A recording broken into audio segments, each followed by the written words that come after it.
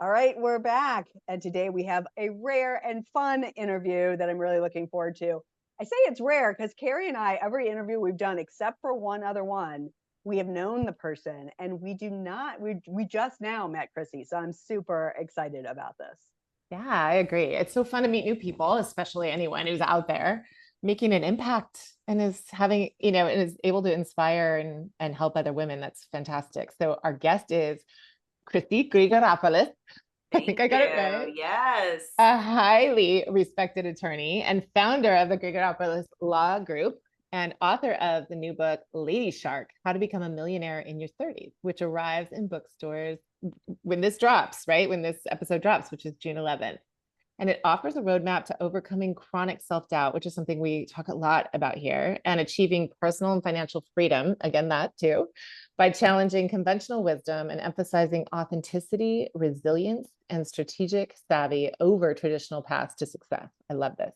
Yeah, I do too. Chrissy's unique insights into overcoming personal and professional hurdles combined with her legal expertise offers invaluable lessons on resilience, determination, and strategic thinking. And her story is a testament to the power of belief in oneself and the relentless pursuit of one's goals. Chrissy knows that if she can do it, every woman can do it, and she's able to show them how. Again, like you were like made for us. Yeah. And not just an advocate in the courtroom, Chrissy is a beacon of empowerment for anyone aiming to conquer self-doubt and achieve the life of their dreams. As she successfully navigated the complex journey of personal and professional development herself, which we get to hear about today. This determination has earned her and her firm a spot in the top 100 magazine year after year due to their excellence in the field. Congrats. Thank you. So looking forward to talking to you about how women stuck in a life that no longer works for them can begin a transformative journey from self-doubt to self-empowerment and adopt the critical mindset shifts necessary for personal, business, and financial success. Phew! Welcome, Chrissy. Thank you so much for having me, Lisa. Thanks, Kari. Yay. Love it. So let's start just from the beginning. Can you share a little bit about your journey becoming self-made and how you've used street smarts, which I love. Street smarts is your key to success. So tell us more. Yes. So sometimes you just are in an Ivy League grad. Myself, I went through the schooling process. I knew that I wanted to be an attorney from a pretty young age. So I finished high school when I was 16, college when I was 19, law school at, I think 23 years old, I was finished with law school. So I definitely pushed through and tried to get through the requirements of the educational status before being able to, have my own firm eventually after working for the devils of the business is what I say, and trying to, get hazed through understanding the law and the area of law that chose me, I like to say.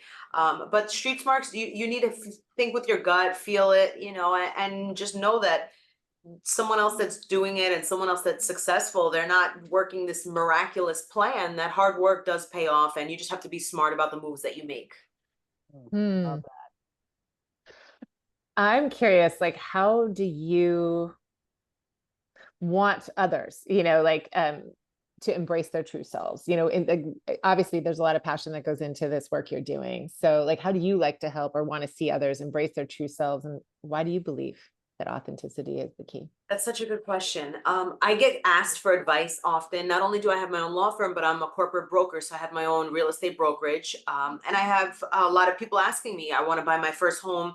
How do I do it? Maybe their credit's not good. Maybe they're stuck in, just paying their paycheck to paycheck bills and they're unable to get past that step, and they're like, how do you do it? What do I do? What should I do first? Where do you even find a good deal? Because the market, I'm in New York, so the market here is very intense, very competitive, over market asking prices. Sometimes houses aren't even appraised for the amount that they're selling for. So it's just very, very competitive. And I enjoy helping because I think that for me, I made it to where I am because you ask questions and you ask for advice. And one of my favorite quotes in the book is no asking, no getty. So if you're not asking, you're not going to receive the knowledge that you can. And it's free information a lot of times to have a conversation. And sometimes you feel uncomfortable asking a question because you're like, oh, they're going to think I'm dumb, or maybe they're not going to help me. Why would they help me? And another quote that I love is, why not you? So why not ask those questions, and why not be the next success story? You're only holding yourself from that next step and succeeding by getting in your own head and not being confident, even if you're insecure about it. Yeah, I mean, that is something. Kari and I are both coaches. And so we are working with our clients around this all the time. And, the reality of it is women do this to themselves way more than men do. Men just do For not sure. hold themselves back. So when you have a woman who's sort of tentatively wanting to talk to you, how do you make her feel comfortable and safe, and allow her to know that no question is stupid? Mm. I've been through a lot. It's easy to look now at the success story that I've come, but I've overcome hurdle after hurdle after hurdle. I've been knocked on my butt more than once. And when you think that the whole world is peachy and everything is perfect, that's really not the reality. For some reason, I have this something inside of me that I was born with, that people automatically feel comfortable and they do volunteer information, thankfully for me. So I don't have to convince people to come and seek information, but usually they're just like, hey, you seem like you would know this. And even if I don't know, I always try to like step outside of even my comfort zone and say, listen, I have a bunch of useless information up here, let me try to provide some. And I joke about saying useless information because sometimes just a helping word is helpful. And saying, why not you? Why shouldn't you be successful? Why shouldn't what's in your brain come to fruition? So definitely the first step is that confidence boost, where a lot of women, I say lady sharks, they don't have to be a woman per se, but for me, I'm used to having that approach, they coming to me and basically saying, how do I get out of this 9 to 5? How do I get out of this job that I hate without losing that stability, that paycheck that I'm guaranteed, even if it's not exactly what I'm looking for fulfillment? Yeah, love that. So your book introduces the idea that life is a process that requires consistent effort. We've just talked about that. And so expand more on that. Like you said, you obviously, I mean, your resume and the fact you went through all that by 23. Kari and I both have kids that are 21, 22. So like it's mind blowing to think they would have finished law school at that Right. time. Yeah. So you said you run up against struggles yourself. Like talk For more sure. about how this has affected you and how you expand that with the people you talk to. So I've had a lot of people doubt me and doubt, I always wanted to be an attorney, as I stated. So a lot of people were like, how the hell is she going to become a lawyer? Look at her. She, I didn't always have blonde hair. So I think that adding the blonde hair now makes it, even funnier, because I walk in the room still and they're like, oh, when's the lawyer getting here? And it's funny, but I used to get offended by it. And now I'm like, hey, now that I'm older, I'm like, all right, I still look young. They're still looking for the lawyer. I'm still doing okay. But in reality, there's going to be a lot of doubters. I know that everyone talks about haters, having haters, and all this stuff. But that was a real thing for me. I went to law school in Michigan. I would go to school wearing just like, let's say, a sweatsuit, a juicy outfit, and some, Air Maxes or Jordans or sneakers. Whereas a lot of the cliche or the norm in law school, they would go with business work attire and sit in class as if they're going to court.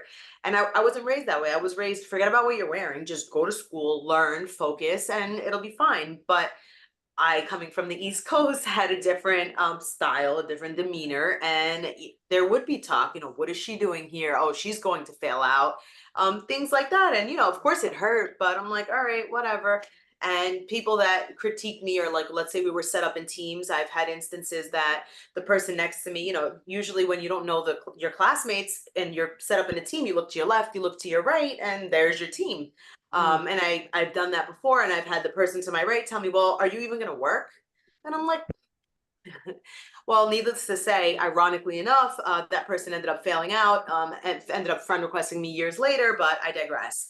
I love that digression. That's awesome. It happens. It happens. And I don't fault people for it, because the world is a very judgmental place. I know that I have a 2.5-year-old and an almost 1-year-old, and my 2.5-year-old, I know that little kids are mean. Maybe not my daughter per se, because we push a lot of love on her, but I remember in grade school, they're just mean sometimes. So it does keep going throughout life sometimes, and you will have naysayers and you have to push through. You just have to keep pushing through and just use it as, okay, that's what they're saying, but I'm going to prove the world wrong. Even if you don't know 100% whether you're going to make it, you have to say, I will, and that thing will come. Yeah, love it. I like that. It's like a real life, like an East Coast version of Elle Woods or something. There you I go. was thinking too. I'm I've sure had you so get many that all jokes the about time. that. That's awesome. I love it because Right. I think it's a secret weapon to not be the norm. Right. I'm really excited to read this book too, because we just met you. So I'm like everything I'm reading about it. And I have a question about this, again, thinking about our oldest, about, like completing college and kind of thinking about what they're going to do in the world and who they are. But you talk about the salary versus skill mindset in the book. For sure. How do you think people can navigate this gap and build a fulfilling career?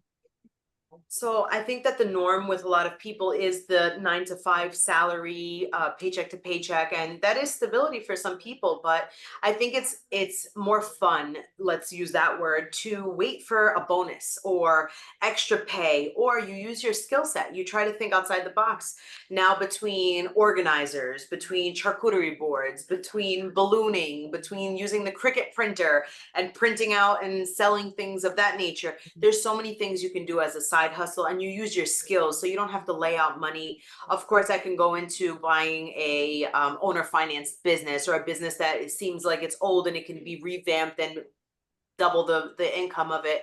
Those are other things, but you need money for that, and some people don't have this huge savings in order to invest and then buy this business that's booming right away. So you have to use your skills, keep your 9 to 5 and build on it. Get the side hustle, get that rolling. Maybe that can be your baby business. In my book, I call the a business that's new a baby business. So my law firm was my first business, and it was my first baby, and to this day it needs to be nurtured the way that a baby does. It's never really self-sufficient the way you raise children to hope that they're good in society and amazing and able to do everything. A business is a little bit different, but you have to treat every business, especially initially, as if it's an infant, and you need to do everything for it and baby it and give it all the nutrients that it needs in order to be successful. I Actually, love this. it's so landing, and it's so exactly the way we talk about these. Do you have a question before I ask? I do. I wanted to follow up with that just because you were making me wonder also about, because it sounds like you're talking about multiple streams of income, multi-passionate, Sure. like capitalizing on that. And do you think that fits for everyone? That's a really good question. I know that over and over you'll see online or in memes and things, you need your millionaire needs 7 sources of income and all these things. So I'm I'm not just thinking about 100. like a single mom, right? I'm We not don't want her to be 100% so busy. sold. Yeah. I'm not going to lie. I think that once you've mastered your first business, your baby business, and that's the monster, let's say, I think it's easier to diversify after. But if let's say you wake up one day and you're like, oh, I can do this business and this business and this business. How are you getting, you can't have, I mean, listen, I know there's women that have septuplets, quadruplets, and so on and so forth. And it's doable, but we say with one kid, it takes a village. So Yeah. same thing goes for businesses. It's not going to be successful. It's hard, even in school, when you try to get through your schooling. Imagine going through a law school and a med school at the same time, and then add on other schools as well. It's just very difficult. So I think that the multiple sources of income is a key way to make the most money, of course, but we're only one person. If you're a one person, I don't have any partners. So I am a one person, business owner in multiple businesses, and it's a lot harder. I always looked for partners, and every time I came close, I was basically backstabbed. And although my father, who I talk about in my book a lot, he is a self-taught, and he has a 5th, 6th grade education, came from Greece as an immigrant, and is self-made. He taught me so much about street smarts, and basically, you don't need a partner. Trust me, trust me, trust me. And of course, me being younger and saying, friends, you need friends. Why shouldn't I have a partner? And every single time I came close, it was just like my dad's sirens would go off, and it's like, see, I told you so. And that he would say that, but I would just see it. And it really is true. It's very difficult. Well, I was going to say, it's interesting because I saw a meme recently, or I was reading somewhere, it wasn't a meme, about the idea of spinning plates. So to your point, they talked about, a juggler who spins plates, spins one plate and really gets that going, then spins the next plate. Still has to come back to the first plate and pay attention to it, but you don't, a juggler doesn't spin all the plates at once. And so that's really Exactly. what you're saying. Get a good solid business going. And then if you've 100%. got other like passion projects or other side hustles, spin those, but you can't do it all at once. That's like the best analogy. Beautiful. Yeah. I never even thought of one like that, but I that's, literally just read it yesterday, so I it's love divine it. right timing. A good author wrote that. Yeah, yeah. Kari, did you have something else before I No, I was just hoping you have help though, like that you have people working for you. Oh, yes. Yeah. Oh, I definitely have help, and good help, thankfully. Good. It's hard. It's hard relinquishing the control in the beginning. I'm sure all your listeners that are hearing that may have help that didn't want help in the beginning. I was that person. I'm like, "Ah, I got to do it myself. I have to do it myself."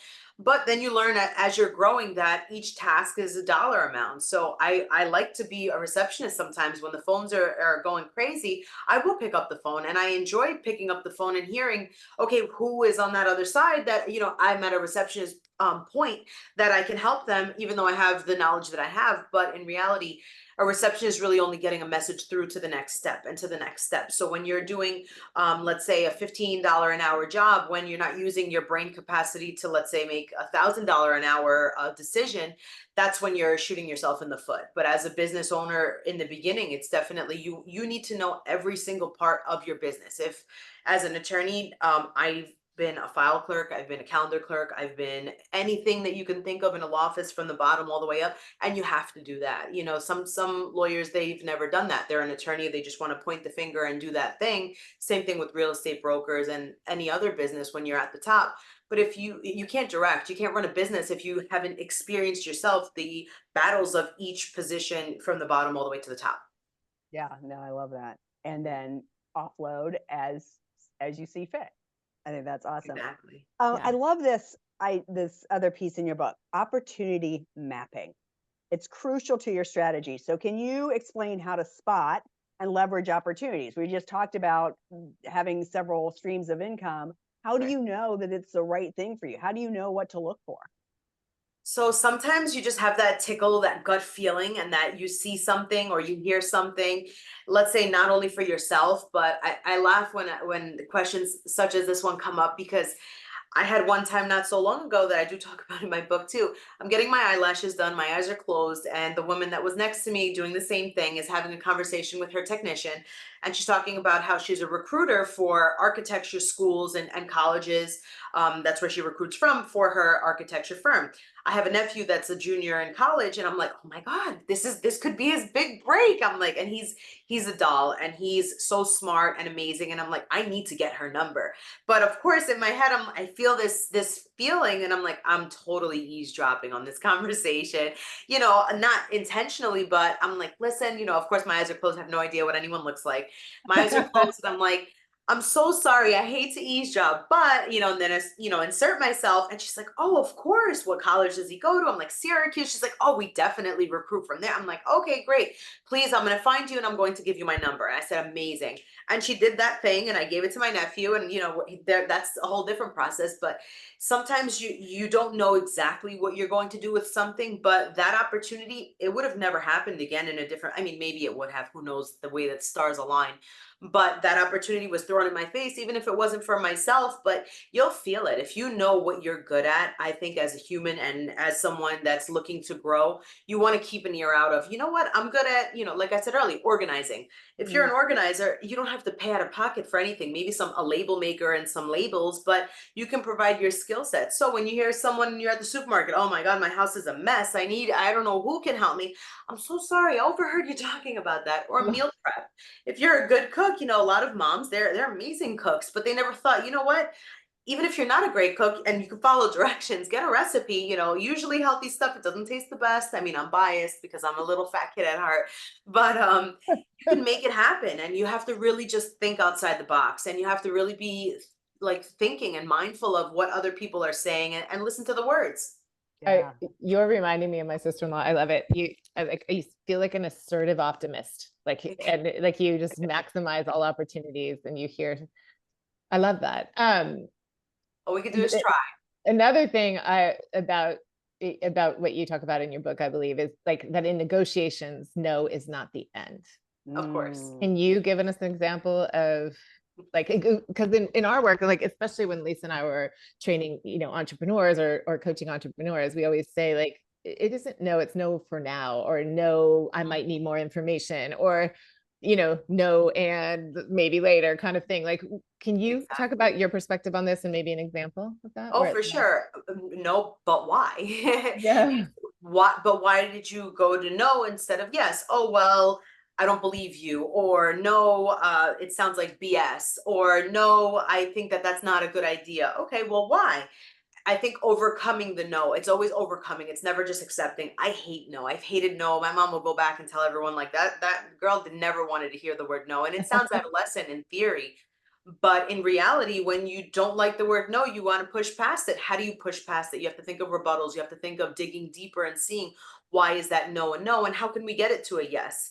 The later usually isn't really, for me at least, in my experience, it's not usually a later. It's let's figure it out right now. And in sales, I think every type of business owner and every type of entrepreneur, you have to be good at sales, or at least know how to sell yourself and be confident, even if you're not 100% confident. And a lot of people are introverts, but you have to force yourself to be an extrovert and sell yourself, because if you're not confident, why would the next person buy something from you or buy your service? It wouldn't make any sense.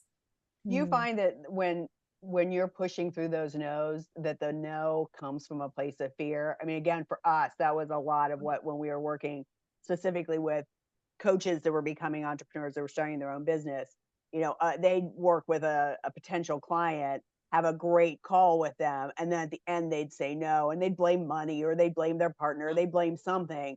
But Right. the root of it is they're fearful that they have to change. They're fearful that, so For do sure. you find that as well, that the no's Oh, are usually definitely. fear-based? Definitely. The definition of stress is change. So Yeah. it's definitely a huge part of it. But at the end of the day, when I hear no, and then I turn it around. I'm like, well, what if I told you this will happen? What if I told you if you did this, then you would have relief here? And then you try to problem solve with them. What is your greatest problem? And then once you hear the greatest problem, if you have that solution, then it's like, well, what do you have to lose? You have to flip it the same way. Why not you? Well, what Yeah. do you have to lose to try something? Obviously, if it's something in the business that's based with a long-term contract, maybe the model of negotiation or conversion is a little bit different. But if there's no commitment, give me a week, give me a day, give me an hour, give me 10 minutes, and let me show you how much your life can change. And you want free time with your family? Do you want financial freedom? Do you want a peace of mind? All those things are possible depending on what you're selling. And I think that everyone's automatic answer when it's something new is no, because why would they say yes? Because it's just, I feel like a reaction, almost like a reflex. Like, Yeah. hey, I'm calling from wherever. If it's a cold call, even worse. But Yeah. Yeah. even warm calls, sometimes I know it happens to me. I say, oh, okay, I'm going to speak with my partners. I'll get back to you. I laugh when I say this. I have to ask my husband and I'll get back to you. Meanwhile, I'm like, but it sometimes, because I don't want to think of why I'm saying no, so I use those excuses. So I know how to identify them when I hear them. So I love that. You don't know why you're saying no, so you use those excuses. I think that is huge. Was there ever a time, I know you just said you hated the word no, but was there ever a time where some no's kind of hurt? Like or were you always able to press through it because you just had this mindset around it? oh, of course they hurt. It's easy to say, "Oh no, I never cared," but we're human. I mean, Yeah. I always bring it down to you do. If you never feel pain, that means you never had feelings. That's my interpretation of feeling of that in that nature. But I think at the end of the day, sometimes no, you have to be thankful for a no, because if everything was a yes, your road would always just be straight. So once you get a no, it's like, okay, here's a curve this way. Maybe I have to make a left instead of a right, and hey, I ended up on the beach instead of in the dungeon. You really never know. But I think that the intuition is really the sixth sense of it. It really guided me per se. And obviously my parents were definitely helpers. My mother's the more skeptic. My father is definitely the one that's more open-minded with business ideas. So between speaking with both of them, usually they were opposite on which way to go, but it at least gave me insight on which way, and then I would make my decision. This this is great segue into something I wanted to ask about, because, you know, a lot of times people see no as failure, like Lisa was just, you know, kind of inferring. And you talk about this, and this is something we were taught in our training too, which is there's no such thing as failure, only feedback. Mhm. Um, Exactly. how has this It's never enough. perspective shaped your career? It shows you to get back up and keep moving, because you're not a failure unless you give up in any respect. And that doesn't mean give up on a dream, but if you adjust, there's always an Yeah. adjustment process. What worked yesterday may not work today. Mm. Maybe you used to get a million clients from this one resource. That resource is now dried up. I think COVID has changed the world in immensely. Totally. And I think that just because something worked for a certain period of time, it may not work now, but you cannot stop there. Maybe you No. have to tweak your business a little bit. I hated virtual things. I always needed face to face. I always think that speaking with a client over the phone isn't personal. You're not able to really build that relationship. But now I have clients, yeah, you know, I really don't want to come to the office. I'm like, you wouldn't like to come in and meet with an attorney? No, not really. Can they talk to me on the phone? Sure. You know, and now that's so normal. You know, Yeah. podcasts weren't what they are now. YouTube wasn't what it is now. Virtual Zooms, it's just it's wild, really, and it's a step in the right direction. So I look at it as a no is not a no. Failure, unless you give up and you're saying, okay, I'm defeated. You're still in the runnings. So No, you it's have to true. just take, you know, you're not going to. It's never going to be 100% easy, or else everyone would do it. That's how I look at it. Yeah. It's true. And that is the difference between people who succeed. Like if we look at all the great, like the great athletes, it's the best example. They have missed more shots than they've made, right? Like they have failed their way to success because they didn't give up. I love that. And I also loved your example of that, because it makes me think of Lisa and networking. And that's changed so much. Like it used to totally work for people to show up and be in person. Yeah. Yeah. Definitely. And I talk about networking in my book also. I think networking is hard, especially as a woman. I'm in male, the majority of the businesses that I'm in are male dominated businesses. And it's difficult to be, I call myself in the book, a lone ranger. You're going into a room full of 100, 200, 300, 400 men pretty much, or let's say 80%, if not more, of men. And it's like, okay, I don't want to talk to anyone. I don't want to, what do I even say? Well, for you would think you got to think of that icebreaker and then clean up the room. I talk about cleaning up the room in my book. You know, I don't want to be at a networking event. I'd rather be home with my family or relaxing after a 12-hour day, 13, 14, 15, whatever it was.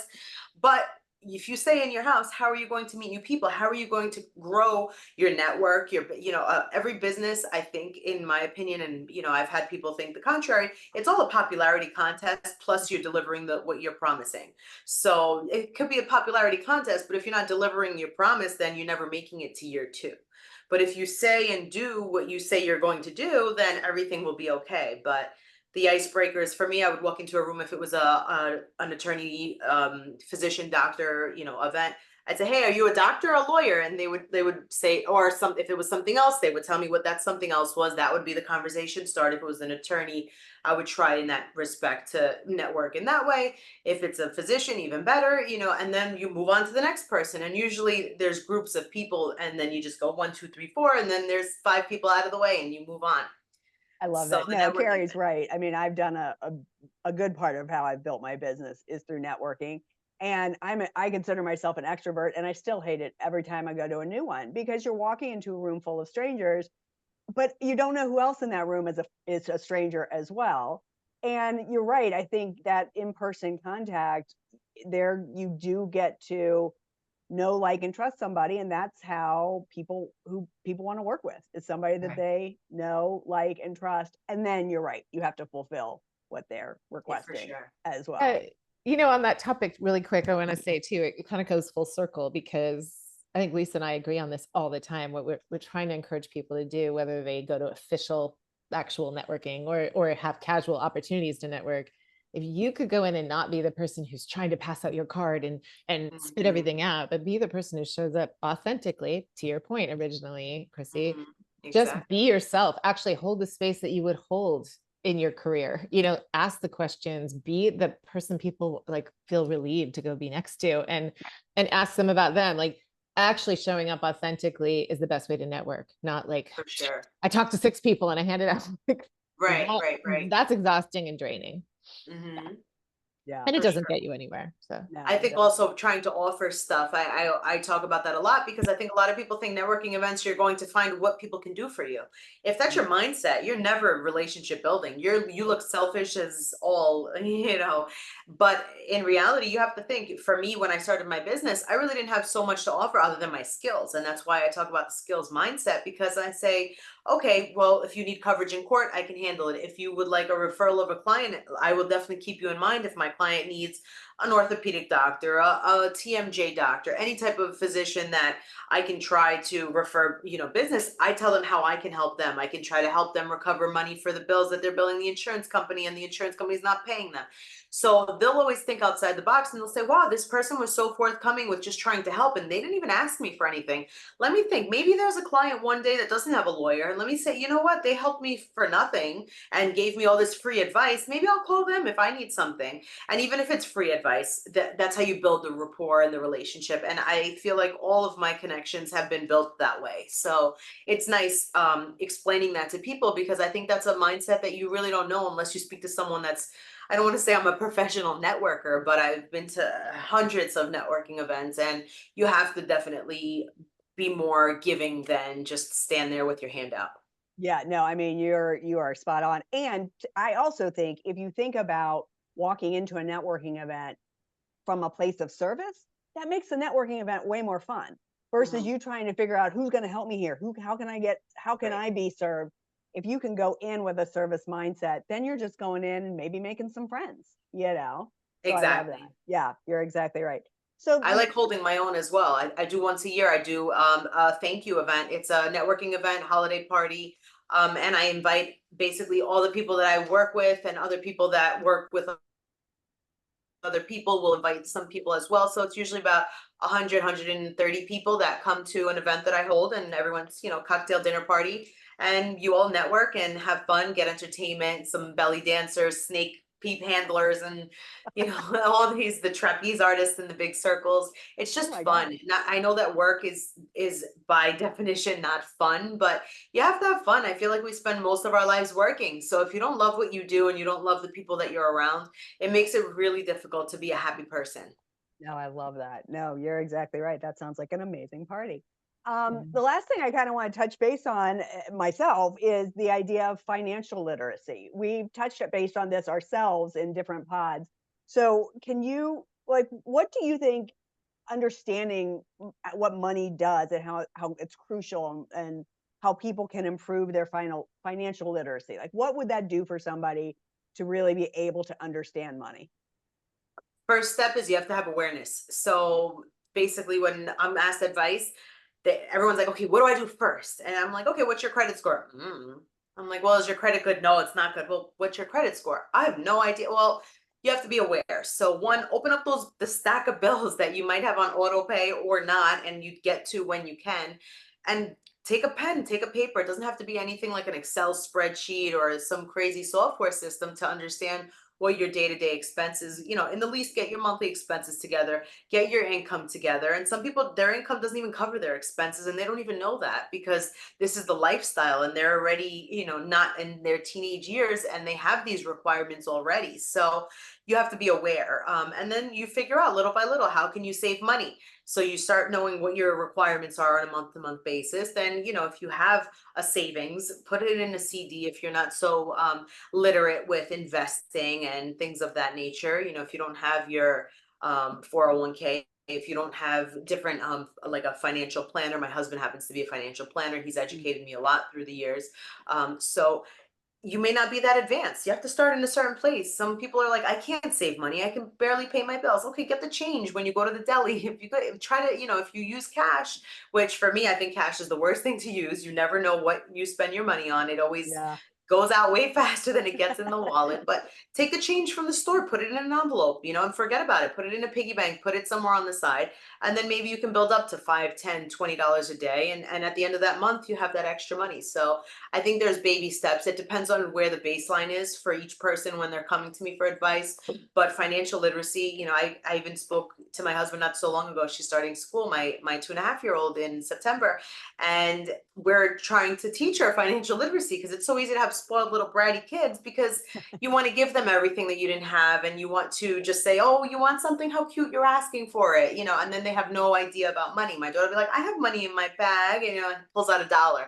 So it's like, okay, how did you get that money? Well, daddy gave it to me. Okay, well, did you clean this? Did you, and you have to teach them that earning things and things of that nature. But it really depends on the baseline. Some people are more advanced. If you're more advanced, you talk about real estate investments or, stock investments or different things.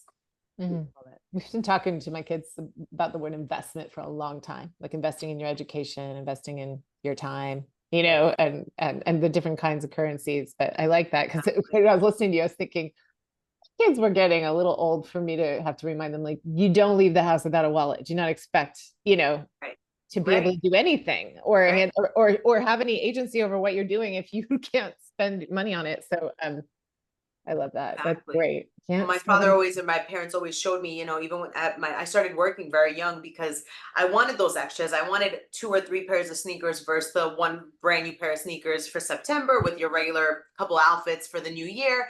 And I started working, I think I was like 13 or right when you can get working papers. And my parents were like, okay, 1/3 is going in the bank or 2/3 are going in the bank and you could spend 1/3. And that's how I learned how to build savings. I mean, I didn't like it then, but when I think I was 16, I had like a couple thousand in the bank and I was like, oh, wow, that's so much money, And I know people that are my age that don't have a savings. So it's interesting how much, if you don't know A lot of better, people, different, right, if you don't don't know say it. differently, like as a kid, I didn't know better that other people don't do that or not better, I guess, differently. So once you educate the baseline and you take that baseline off the bottom and push it on a higher level, then you're just getting better by the day. Yeah, I love that. What if you could give one tip to someone who's looking to make a considerable career or life transition? What would it be? Pick what drives you. Pick a passion. Be passionate about everything you do. There's 2 things that I think equal death. Not being passionate and being complacent. So it's easy to be complacent about something that you're not passionate about, but most likely if you're passionate about something, you'll never be complacent about it because that fire is going to be inside to want more and more and more. So make sure what you want your life to be is your passion. Hmm. Spot on. I love it. I cannot wait to read this book. I'm so Mhm. excited. Thank you. So we mentioned to you at the beginning before we started recording that we usually have a song. And I mean, I feel like there's a million songs that could, but do you have a fire up song? Is there a song that just like represents you? I do like I'm So Proud of You. I think it's like Drake, maybe. I know it's Oh, maybe okay. cliche, but I don't know. I feel like when you asked it, I'm like, I don't know, this one just like popping out. That's great. I wouldn't That's what I say it's a mean. theme song, but it talks about I've been through hell and back, and that you're so proud of you. And honestly, I think that as someone, you have to empower yourself. So you have to be proud of yourself and how far you've come.